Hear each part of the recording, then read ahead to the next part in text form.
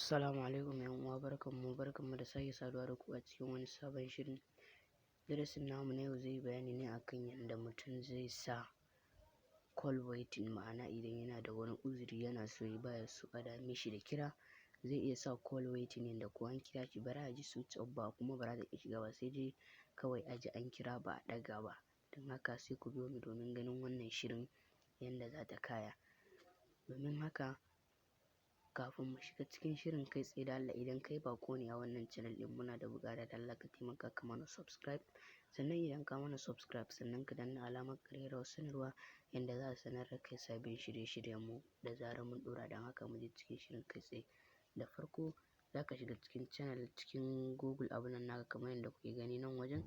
Da zaran ka shiga shikenan sai ka shiga ciki, kana shiga haka zai buɗe maka kamar haka. Kowa na san dai yana da kalan wannan abun. Sai ka ƙara ka shiga can sama inda aka rubuta alamar setting ɗin nan da kuke gani, shi ma da zaran ka shiga kalan haka sai ka danna shi, zai nuno maka haka. Sai ka ƙara ka taɓa alamar settings na ƙasa ɗin. Idan ya buɗo maka na ƙasa za ka zo ga option kala-kala kamar yanzu gashi nan kalan haka. Da zaran ya buɗe maka kalan haka sai ka shiga calling account. Da zaran not calling account, za ka shiga calling account ɗin za ka shiga calling account ɗin ne kamar dai yadda na faɗa. Sai ka zaɓa wani sim ne, in duka ne ma za ka zo ka yi da ɗaɗɗaya, in kuma ba duka bane wanda aka fi yawan kiran ka. For misali ne yanzu an fi kira na a sim 2, sai ka danna sim 2. Da zaran ka shiga sim 2 za ka ga additional setting.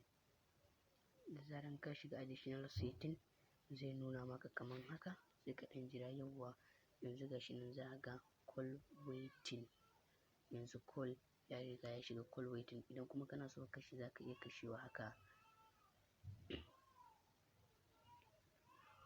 Idan ka kunna shi shikenan ya riga ya yi, idan kuma ka kashe shikenan ya riga ya kunnu.